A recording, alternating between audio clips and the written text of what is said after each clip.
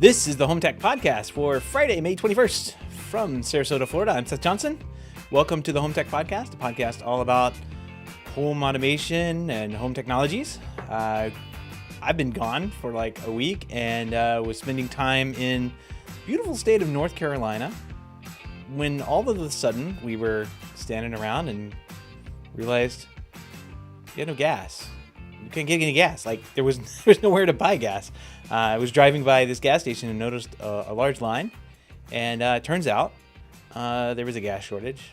It made the news. I'm sure many of you saw it. People were filling up their gas cans and gas shopping bags, I guess. I don't know. I saw some crazy videos. Anyway, yeah, we were stuck. We were on a road trip, and we were stuck in North Carolina, which wasn't bad. Had a great week there. It allowed, instead of running around and trying to do all sorts of stuff, we were able to go around and just like live at a cabin for a week. And then basically from there, we were able to basically just like go out to little parks that were kind of around the house or the cabin we were staying in and do stuff there, like make fires, roast marshmallows, that kind of thing. So it was a lot of fun. What a relaxing week. But I did miss out on a bunch of home tech headlines. So why don't we just jump right into that?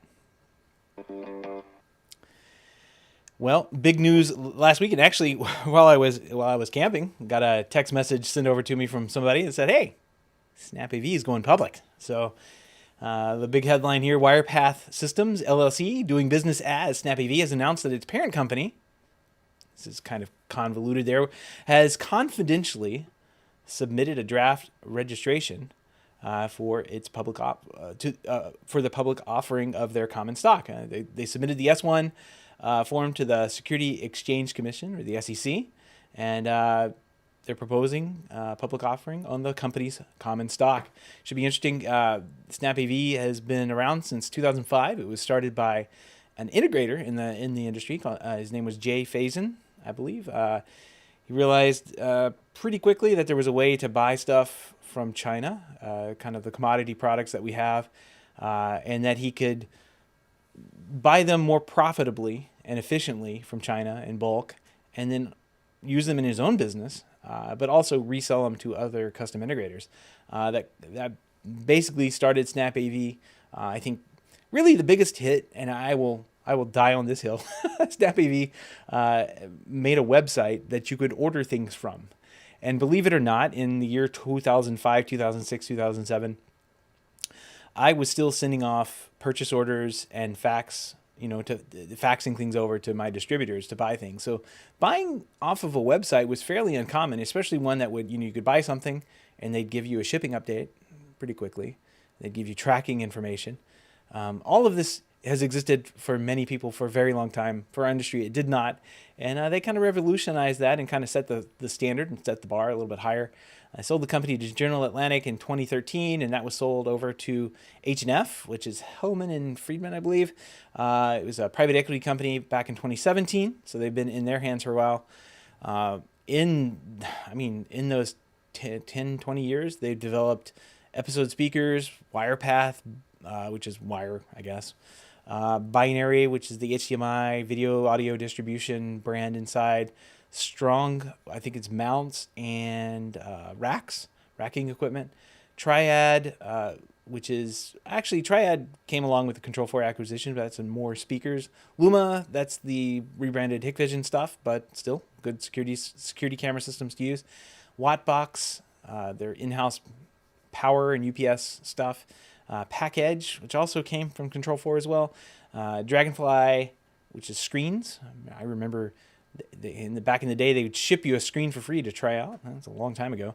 Aractus, which is their networking gear, and Oversee, which is kind of their remote monitoring software that has been implemented in all of their in-house product, electronic gear and product. So as I mentioned, they made some acquisitions over the years. Autonomic, which is no longer part of the company. They've been sold back out of the company, but Sunbright TV was picked up a number of years back. Vigilant, I actually knew Adrian way back in the day. He and I both started we both met each other at Clara Controls. So when he left there, he started Vigilant up, and Vigilant was snapped up by StockAV.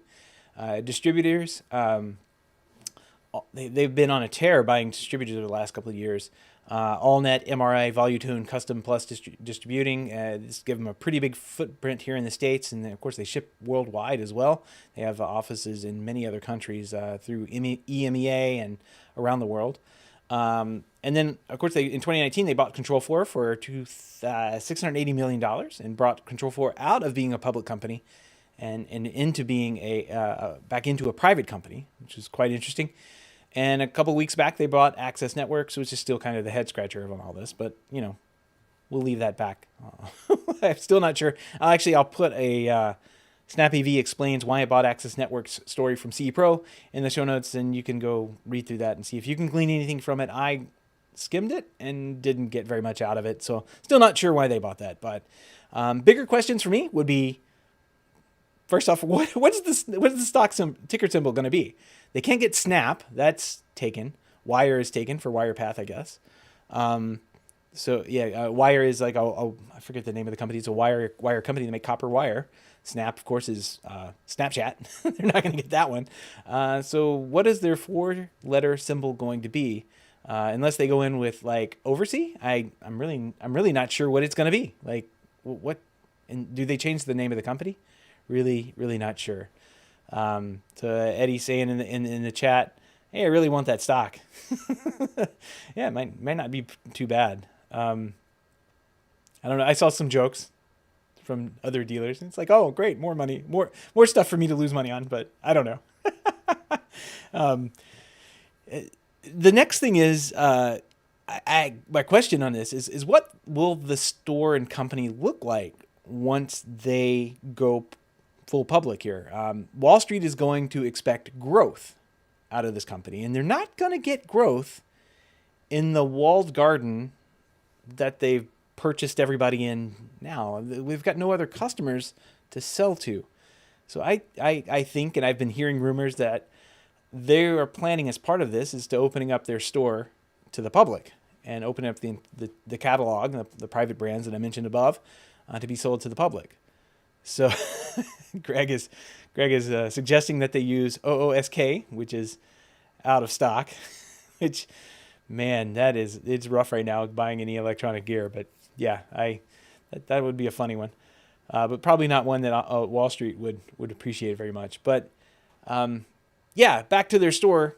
I really think that the only way they're going to be able to show Wall Street the growth that they're looking for is to open up their brands to public and sell, at retail pricing, SnapAV retail pricing, to the public and make those products available online. And that kind of puts them in, I don't know, it kind of puts them in competition with maybe like Monoprice. I don't know. They would still have an immense amount of markup in something that's sold online rather than through distribution. So I don't know. Is the money there to do something like that? It's questionable. We'll have to see. We'll have to see where it goes. I did hear a couple of rumors that that's what they were looking to do. So we'll have to. It's one of those things we'll definitely have to wait and see. So I got a couple of stories about this one kind of hit as I left and walked out the door, but a Belgian security researcher who's known for pointing out faults in Wi-Fi security has discovered yet another vulnerability. This time, it's known as a series of attacks that are called frag attacks, and they're believed to be pretty widespread and stem way back from the Wi-Fi standard, dating back to like 1997. So this is probably if you have Wi-Fi in your house, these defects are probably in there unless you've gotten an update anytime soon. If exploited, the vulnerabilities would allow an attacker within radio range to steal user information, attack devices, change the DNS, all sorts of fun stuff.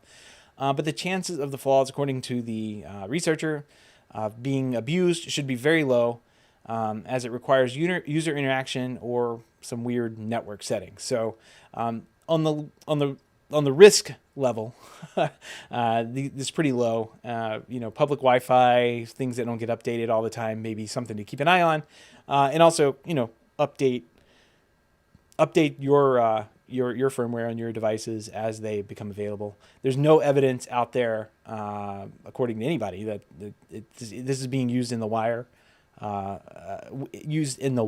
right now.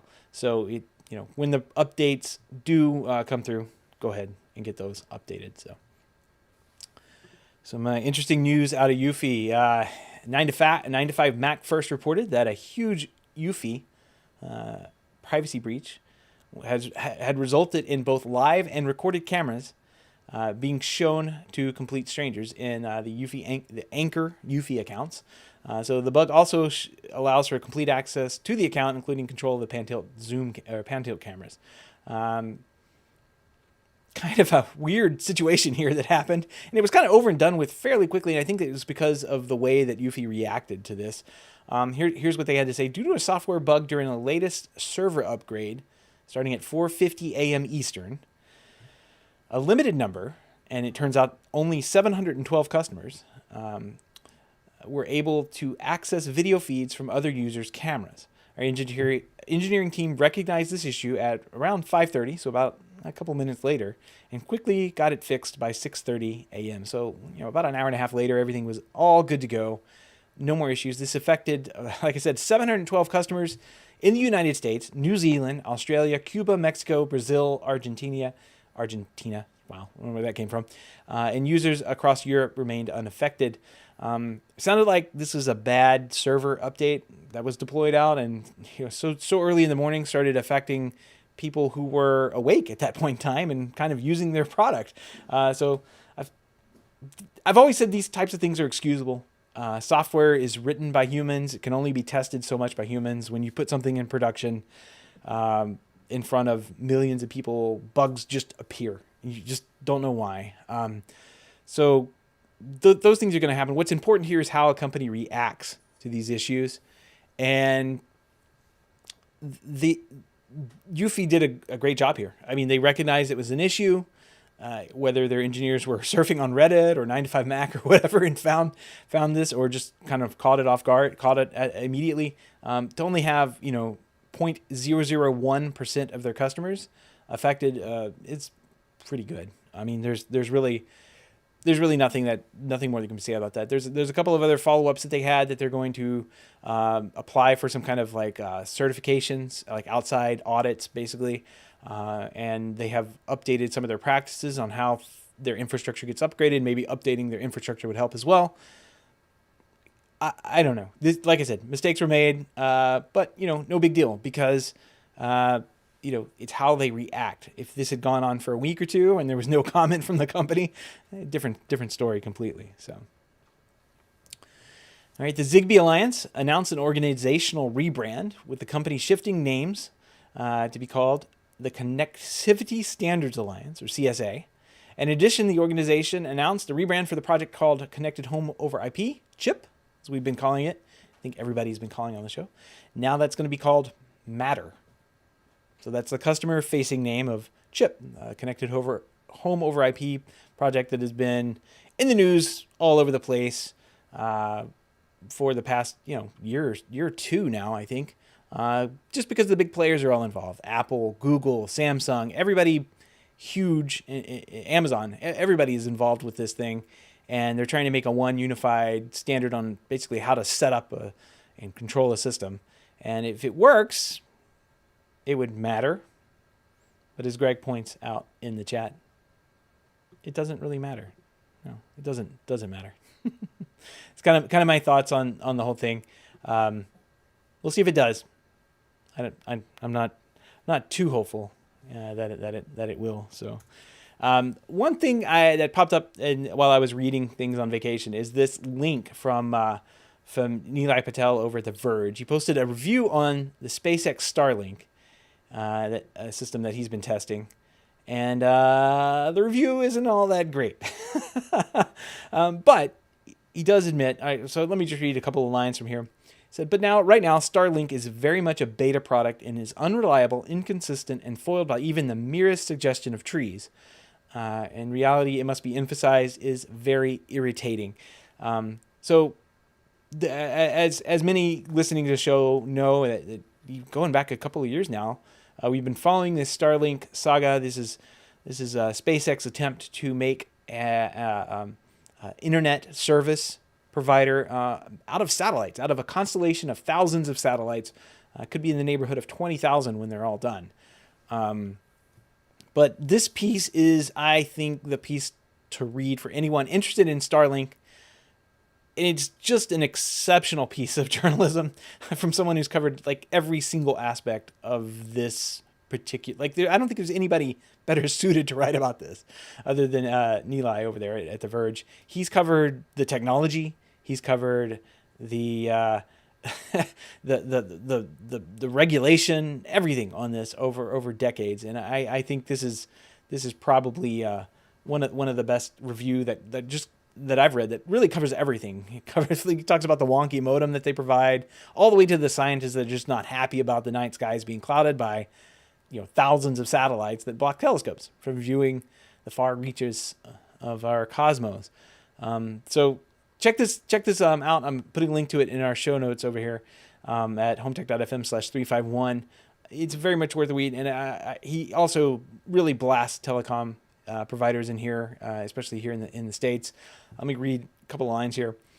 And lastly, if you're a telecom executive or regulator in the United States, you have no choice but to see Starlink, its execution, and its unrestrained excitement and hype around it as a direct indictment of your rhetoric and efforts to properly connect this country to the internet over the past 2 decades. Broadband on the ground is so wrapped up in lumbering BS of monopolistic regulatory capture that it seems easier and more effective to literally launch rockets and try and building a network in the sky. This is crazy. He's right. This is absolutely insane. He says Starlink isn't the result. Starlink isn't the happy end result of a commitment to facility-based competition. It's thousands of middle fingers pointing at us from the air. It's what happens when there is an utter lack of competition. And I could not agree more. Please go read this article. It is absolutely amazing and gives you a really good idea of what Starlink is and what it can do and probably what it won't be able to do. All right. Big news from Savant. Savant has finally announced the release of its Ring X line integration with Savant Pro app. Last year, Savant and Ring announced a strategic initiative where they would let Ring X line bundles be available to integrators through the Savant stores, and also that they'd have an integration. Well, now with DaVinci 9.4, Savant has delivered on its promise to bring Ring integration to the Savant home experience. The integration includes live view of all Ring video within the Savant Pro app, homeowner created notifications based on camera activations, recorded video and clip playback, which is pretty cool, and the big one, two-way audio communications. So it's really cool. It's almost like you're using the Ring app within Savant. All in all, really great looking integration. I've had, Blackware, we developed Control 4 integration years ago, and we've had similar initiatives under our belt for the past 6 years, but haven't been able to make much progress on them because Ring does not move. They say, here's our API, you use it. If you can't use it, too bad.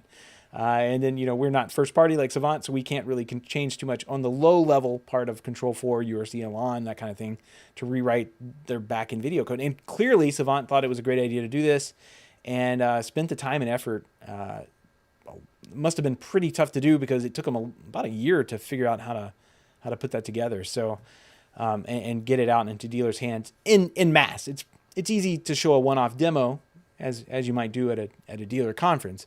It's a whole other thing to deploy it out to all of your installs and not crash systems and check all the edge cases. So Savant's done a great job with this. I can speak from experience. This is not something that's easy to do. So kudos to the Savant team for making it happen. And if you aren't using Savant, check out our, my integrations that we put together. We've got Control 4, Elan, URC, and coming soon RTI. So check those out. We have those over at Blackwire. All right. I'm sure Jason's going to see this this video here and say thanks for using the meme, Seth. But I saw this story. It's pretty huge. One Vision Resources has launched new services designed to fill the resource gaps that many small and, quite frankly, large integration companies wrestle with every day. Adding on to their service operations offering, the company is now providing HR and hiring services to help integrators with the hiring, like the entire hiring process, figuring out what roles and everything that you need all the way through the employment process. Just wow, really cool. They also are offering a new virtual CFO service, which can help you with everything accounting wise, all the way from accounts receivable to payroll. So really cool that you can sub a lot of this stuff out as an integrator. I really wish that this had happened a long time ago. This is really cool to see coming from a company like OneVision. And finally, they also have a leadership development service that they're going to be, as part of being in OneVision, that can help integrators grow and expand their business. This sounds really awesome. I don't want to spend too much time on it because I know a guy, and I probably can get him on the show to tell us a little bit more. So keep tuned in for that. Hopefully, we'll get Jason on the show to educate us a little bit more and on what OneVision's able to offer these days. So AT&T has announced that it's spinning off its Warner Media division and merging with Discovery in a $43 billion deal. I'm going to insert our little dun-ta-ta sound there. The company will combine assets, including Warner's film division, HBO Max, and the Discovery Plus streaming service, and putting it in a better position to compete with Netflix, Disney Plus, and other rivals. The agreement unites. Here's a quote from John Stankey, which we accidentally called him Stanky a long time ago on one of our shows because we can't pronounce names very well. But John Stankey, CEO of AT&T, said, "This agreement unites two entertainment leaders with the complementary content of strengths and positions the new company will to be one of the leading global direct-to-consumer streaming platforms." So yeah, big deal. I'm sure this will only confuse customers when HBO Max Ultra Plus Plus is announced in a couple weeks to add on to all the HBO Max properties that AT&T has kind of pushed out over the last couple of years. All right. Amazon is reportedly offering to buy film giant MGM for $9 billion. Another sound effect needs to go in here. Massive. If this deal goes through, Amazon would own James Bond, The Handmaid's Tale, Rocky, Stargate, RoboCop, Legally Blonde, Vikings, and a massive catalog of films dating back decades. An array of production and distribution companies, and the content network Epix. So these are all just rumors right now, but the fact that MGM has been up for sale since December 2020, and the news about AT&T spinning off Warner Media and combining with Discovery, we just talked about, be pretty surprising if Amazon and MGM didn't make the deal. So in December, Guardian reported that MGM has a library of 4,000 films and 17,000 hours of TV. So quite the big buy if Amazon can pull it off. Could be fun. Could be fun to see all this. The streaming wars have begun, I guess. They're still on. So, hey, boring concerts for $15. Here we go. A little late to the game. Spotify is entering the virtual concert business, just as in-person concerts are becoming more of a possibility around the world. The company announced that people can now buy tickets up to 5 different concert streams, which will air throughout May and June. The initial artists include the Black Peas, Jack Antonoff, The Bleachers, and Leon Bridges. The streams all are pre-recorded, and can only be viewed at a given time, specific time, through the web browser. This seems like fail all over the place. Sorry. The shows aren't available on demand, and they aren't accessible through the Spotify app. So you can only watch this online in a browser on your laptop or iPad or something. I don't know. I think this idea would have been great if they had done it during the pandemic at minimum, but I don't know. This seems like they're missing the mark here on a couple of the technical issues. I think they should offer more avenues of viewing. The app is great. Why not throw them to the app? Why just the browser? It doesn't make any sense. I think $15 is a great price for some tickets, but I think they could also work to combine, merch sales in there, and you'd be able to buy, T-shirts and that concert T-shirts and that kind of thing. Through the app as well. It'd be really cool to see them do something like this. I just think there's more to be offered here. And I think you could actually do this live as well. Like live streaming the actual concerts with all the technology we have and everything that we have now. I think it'd be really cool to see some live stream concerts for the people who don't feel comfortable going out to concerts when they start picking back up, but also adding in the element of the audience, not only for the recording, but for for the band themselves. I've seen a number of these concerts done, and they're just not all that compelling without having that feedback from the audience. So I don't know. I do like live concerts, and I think there's some technology. With the technology, we can do a lot better than this. $15 isn't so bad, though. More HBO Max news. HBO Max will launch an ad-supported tier in June for just $10 a month. It's offering a cheaper option than the full $15 per month ad-free subscription. The news was announced this week or last week, I'm not sure, during a Warner Media presentation for advertisers, and the price launch date were rumored last month. The streaming service, which has 64 million subscribers, has been planning an ad-supported tier as a way to reach a wider audience, and the price makes it cheaper than the standard Netflix plan, but still costs more than Disney Plus. Hard to beat those guys. And HBO promises the lightest ad load in the industry, but it'll include a new ad format, so there's pause ads. So this is interesting. When you press pause and get up and get a drink or whatever, you'll see an ad on the screen for something. Not necessarily, maybe it's moving. I don't know. Maybe it's just a picture or something. It'd be interesting to see what that looks like. Ad-supported subscribers will get access to the full HBO Max content, but with one big exception, they won't be able to access the Warner Brothers movies that'll be premiering on the same date as streaming as they're streaming in theaters, and we've talked about those deals in the past. So, couple of carved out exceptions here again, only to confuse customers and make them scratch their heads. Can't be easy, but $10 for the HBO Max access to HBO Max, not so bad. The ad-free, ad-supported service will launch first week of June in the U.S., followed by 39 countries across Latin America and the Caribbean by the end of the month. And then Europe will take the longest reach, hopefully by the end of 2021. So we'll have to see how that goes. We were just talking today about grabbing HBO Max back, paying for a subscription for a couple of shows that will be coming out on it. So we canceled that one a while back, and it's kind of been on the back burner, but maybe time to get back in. I'd probably pay $5 extra for no ads, though. Be honest. All right. Big news from Apple this week. Apple Music is getting two big updates next month. Support for high-quality lossless audio and for spatial audio through Dolby Atmos. I guess all these features are going to be free to all subscribers, including those on family and student plans. The company says it'll have 75 million lossless audio songs in its catalog by the end of the year, 20 million to start.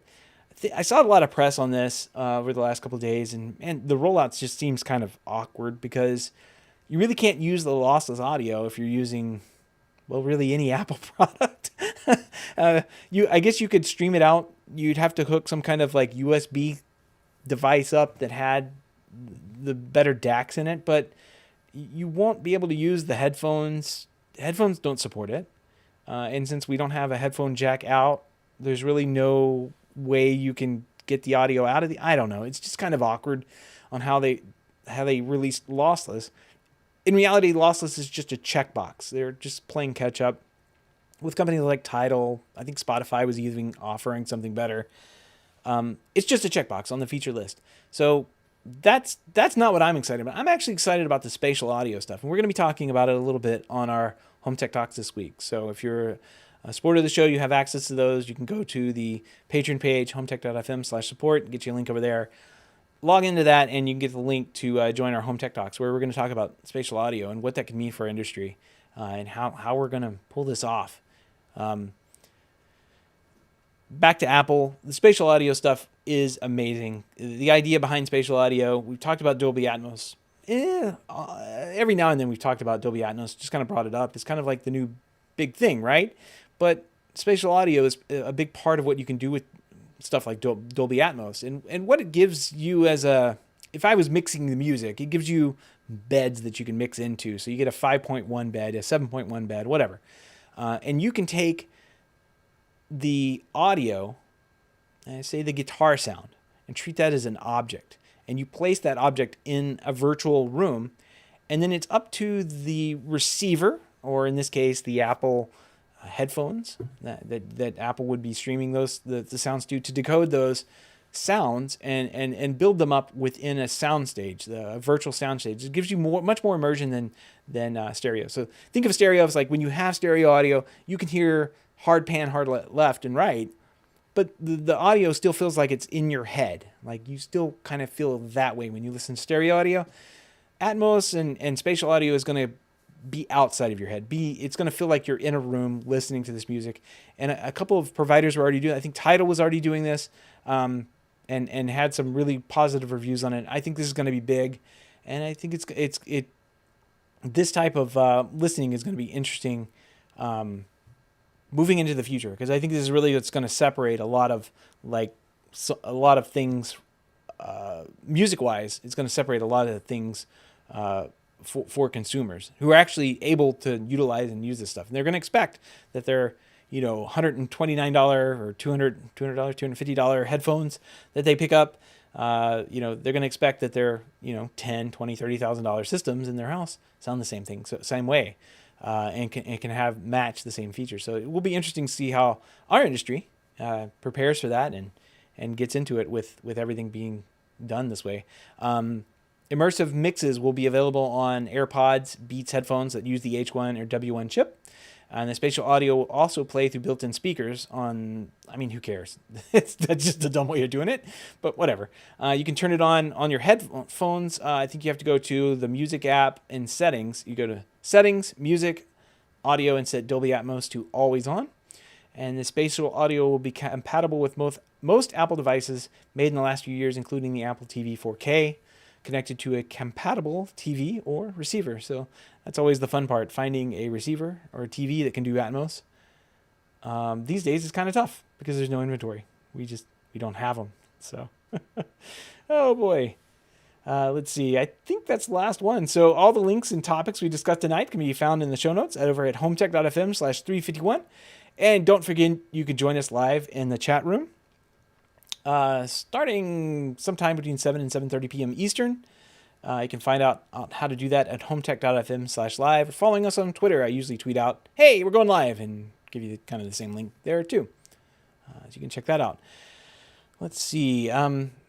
Pick of the week. Got a great pick of the week. I need to bring this back up. Let's see. Pick of the week. Cable is here. This is really cool, guys. I'm really impressed with this. Tell me what you think. I'm going to go ahead and read it. I'm just going to read this because it's a great press release from this company here. And the company's called Cable. It's Kaybl. And this is a new service that bundles your favorite content for one flat monthly fee. All that garbage we talked about earlier, about HBO, it doesn't matter. So here's what they say in their press release here. Let's face it, streaming is broken. Content constantly disappears from your favorite platforms. New services pop up every day, and each streamer comes in with confusing variety of pricing options. We just reviewed that, so that's why we've created a brand new service that bundles all your favorite content into one flat monthly fee called, here we go, Cable. Our service is different from those old school digital content providers thanks to our patented browsing system called Channels. That's with a Z, and it's trademarked. Pretty cool. Our content is constantly looping on thousands of numbered streams that operate 24/7. That's right, no more having to type out all the letters in the marvelous Miss Maisel one by one. No, you don't have to do that. Or use a voice recognition remote that misinterprets WandaVision as One Division. With Cable, searching for shows is simple thanks to their... Now, this is cool. They have this new feature called GYD, and I think it's pronounced Guide. It's a state-of-the-art search engine that displays all of the content on Cable on a single grid organized by channel number and time of day. This is amazing. So it says say goodbye to trying to remember which streaming service offers little fires everywhere. Say goodbye to getting that trial of Apple TV just to watch Ted Lasso. And say goodbye to forgetting the family Netflix password and having to call your dad and figure out what it is. Your dad doesn't text back right away, so you call him. But now he wants to catch up since it's been a while since you last talked. And then you finally get around to asking him for the password. He nags you about the fact that you're still in the family phone plan, even though you're 30 and married. And so now you're going to have to spend the rest of the night looking on how to switch to T-Mobile. Instead, you can join the millions of cord adders. That's pretty cool. They have a whole thing about this, who are ditching streaming for the service where everything is included at one flat rate. There you go. This is brilliant. I will link to this. They go on and on in this story here, and have so many more great jokes about cable. But it's so well written. I just had to put it in for the pick of the week this week. It is just too good. So, all right. If you have any feedback, comments, picks of the week, or great ideas for the show, give us a shout. Email address is feedback@HomeTech.fm, or you can visit HomeTech.fm/feedback and fill out the online form. Okay, there it goes. And of course, here we go. I do want to thank everyone who supports the show, but especially those who are able to financially support the show through our Patreon page. If you don't know about our Patreon page, head on over to HomeTech.fm/support to learn how you can support HomeTech for as little as $1 a month. Any pledge over $5 a month gets you a big shout out on the show, but every pledge gets you an invite to our private Slack chat, The Hub, and where you can get news before it happens. Because I can tell you the SnapAV stuff, that news broke a little bit earlier in the Hub than it did anywhere else. And the Hub, that's where you got to go. And it also gets you access to the HomeTech Talks, both the recorded versions, and you can join us live when we have those, typically on Thursdays around 3 p.m. Eastern, maybe 3:30, I'm not sure. But if you join, you go into the find the link to join those, and you'll have access to them. It's just basically a Zoom webinar, and it'll remind you, just like it reminds me when it's supposed to be. So, if you want to help out but can't support the show financially, totally understand. Just appreciate a 5-star review on iTunes or positive rating in the podcast app of your choice. And with that, it wraps up another week of 2 weeks of home technology news. I am exhausted now. I'm going to have to take another vacation, but that was a lot to cover in the last 2 weeks. Crazy news. Well, I'm sure there's going to be more on SnapAV and then what they're doing to go public. They've got to basically show their books to everybody, and I think that'll be interesting for the industry to see how, I would say, one of the largest, or if not the largest, provider of equipment and services maybe into the industry is doing financially, and what they see as in there you have to put risks into the industry. One of them I remember Control 4 had in there is like a risk. Here's a risk that, as an example, housing is kind of a fickle thing, and if the housing market goes down, then a lot of the profit from Control 4 would go down. So I imagine we'll see something like that written in, but I'm very curious to see what SnapAV considers risks to investing in their company, because they're going to have to put that before they go public. So anyway, that wraps up this week, and thanks everybody. Thanks Greg. Thanks Eddie for joining in the chat over there. Really appreciate you guys adding to the show. And thanks for listening, and we'll talk to you next week.